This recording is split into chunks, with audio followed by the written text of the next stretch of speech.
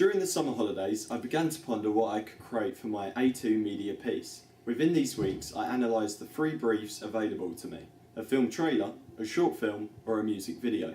Although the idea of creating a short film or film trailer seemed exciting, a music video was something completely different to previous works I have created, such as film opening sequences or short film. A music video also combined many great aspects of filmmaking, such as narrative and cinematography, as well as involving new aspects such as performance. As a fan of music and film, I automatically envision visuals to accompany songs when I am listening to them. So when I was given the chance to do this, I leapt at the opportunity with motivation to create a piece of work good enough to reflect how eager I was to undertake this project. I explored a large variety of music through online services such as SoundCloud, Spotify and iTunes, narrowing my music options down to Frank Sinatra's rendition of My Way, The Killing Moon by Echo and the Bunnymen, or the more recent Heartbeat by Childish Gambino. Eventually I chose the Childish Gambino track as the good beat had potential for exciting editing effects, and its interesting lyrics could be interpreted and converted into stunning visuals to emphasise their meaning. I next consumed music videos from the same hip-hop dance genre as Heartbeat,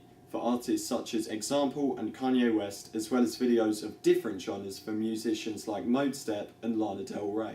Watching music videos of similar and dissimilar genres was valuable, as I noted down effects, transition and aspects of a wide range of genre music videos which I would aim to replicate in my project. After listening to my track multiple times on many music services through multiple platforms, I began to envision illustrations to the lyrics and soon annotated these ideas to printed out sheets of lyrics which I had downloaded from specialised lyric websites such as azlyrics.com and metrolyrics.com. From this, I developed the basic character elements of a split couple, a new boyfriend, and an unwanted new girlfriend. To help me develop the rather basic content of my music video, I watched films with similar storylines. Using the online film encyclopedia, the Internet Movie Database, I located movies like Julia Roberts' film Sleeping with the Enemy, which contained a similar controlling boyfriend character, and Mark Wahlberg's 1996 film Fear, which was useful when developing the finale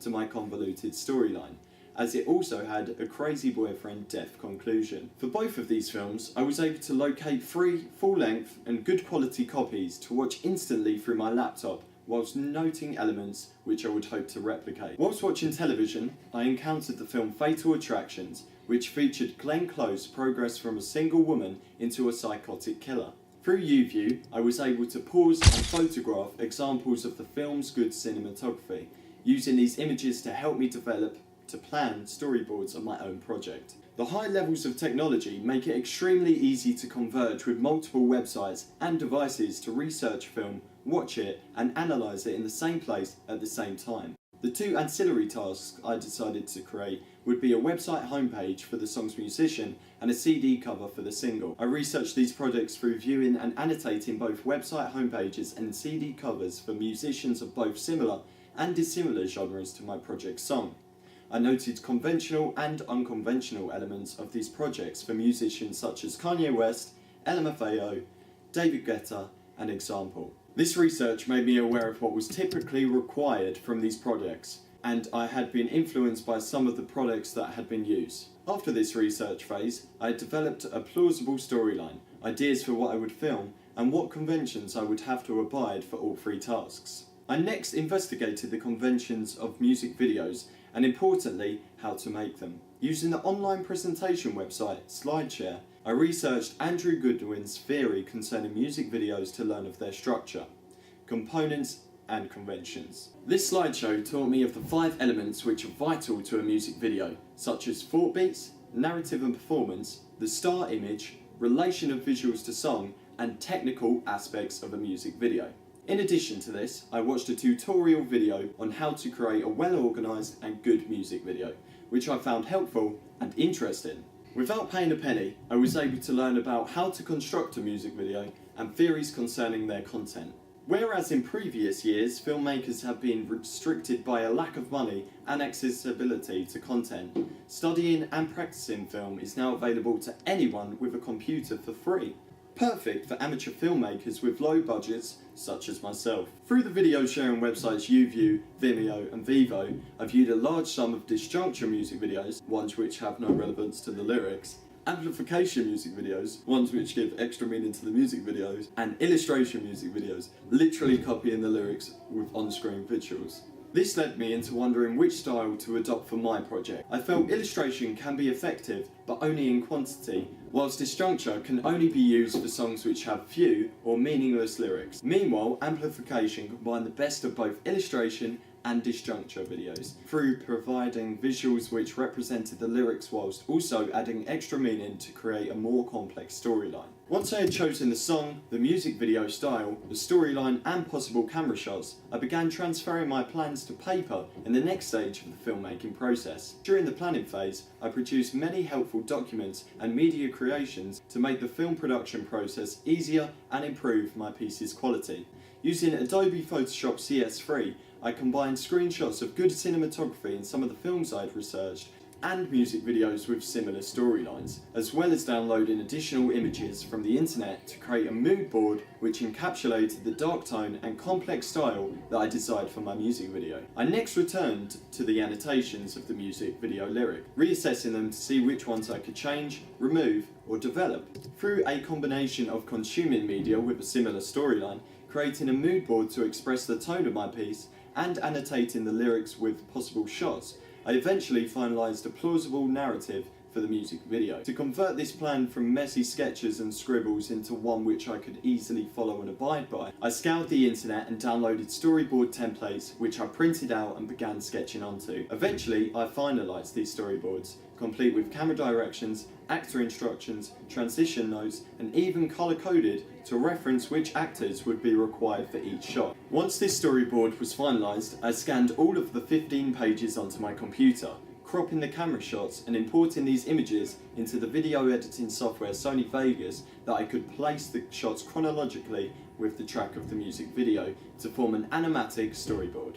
This allowed me to see what my music video would look like and make changes to the order of the camera shots, type of camera shots, as well as the editing effects. Whilst planning and storyboarding my main task, I also created plans for my two ancillary tasks. Using Photoshop, I was able to mock up potential website homepages and CD covers, which I then evaluated for improvements and developments to include for the final products.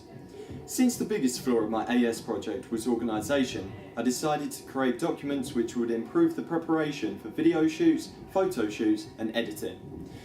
Using Microsoft PowerPoint, I created shot lists detailing every required shot for my main task. These shot lists included helpful and important information such as actors involved, shot description, actor directions, mise-en-scene, costume, props, location and shot number.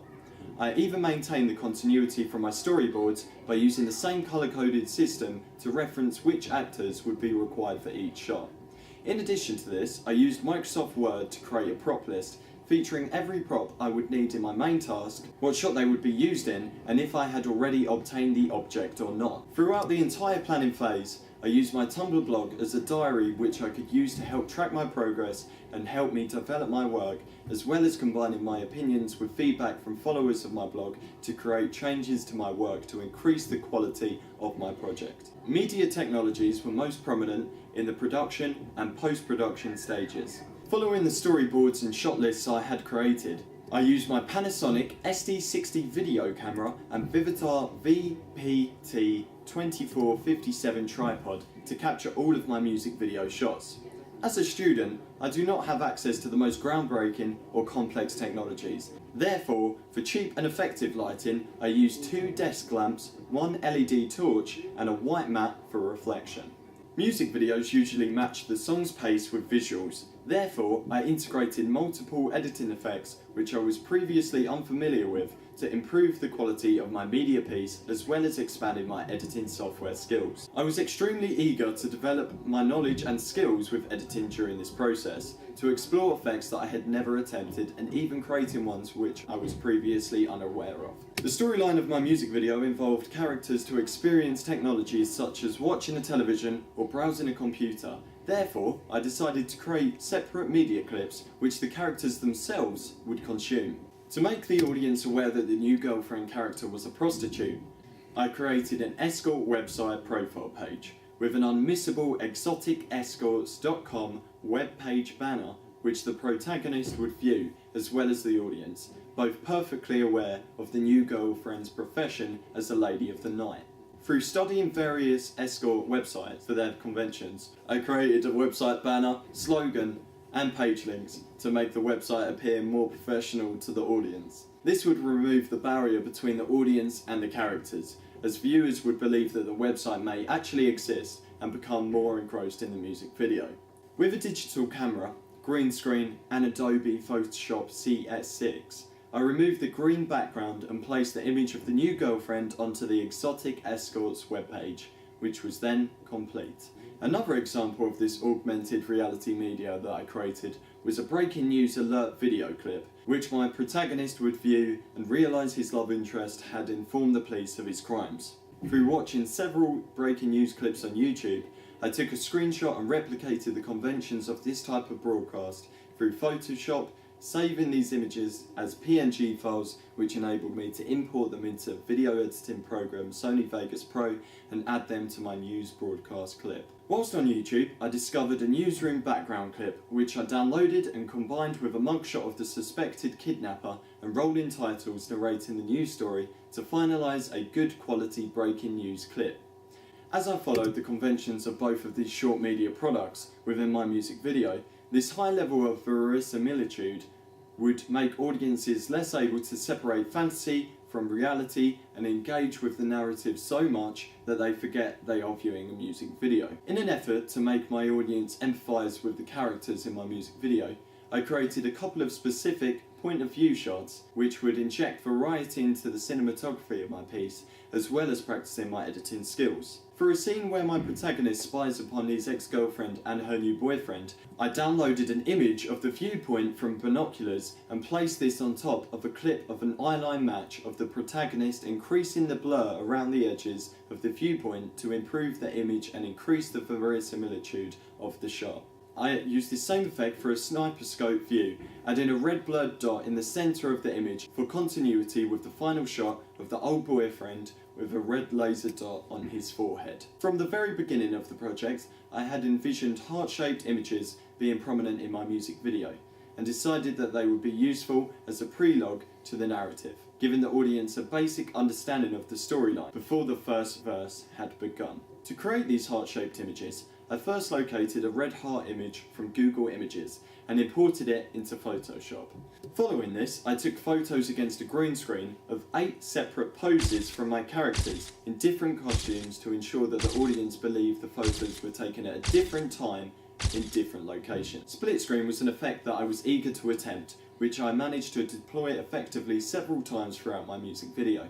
A key example of the split screen effect is a shot featuring the protagonist on the phone, the escort standing in the doorway, and money being exchanged over a table. After I had captured these shots, I used Sony Vegas to layer each of the 3 shots on top of each other, using the mask tool to cut around the area which I wanted to be visible. I created 3 thirds which filled the screen in synchronicity with the beat of the music. Once my productions were finalised, I used various websites and online services to gain feedback from my friends and family, aiming to utilise constructive comments to enhance my project's potential. Through the 2 giants of social media, Twitter and Facebook, I used convergence through posting a YouTube link to my music video, encouraging viewers to comment on what I could change or develop. One comment that particularly interested me suggested that I make an alteration to the photograph of the protagonist and his ex-girlfriend, with the title "Wish You Were Here," representing the protagonist's state of mind. This viewer suggested that I should change the title to "Wish You Were Her," which I agreed was clever. However, it does not relate to the storyline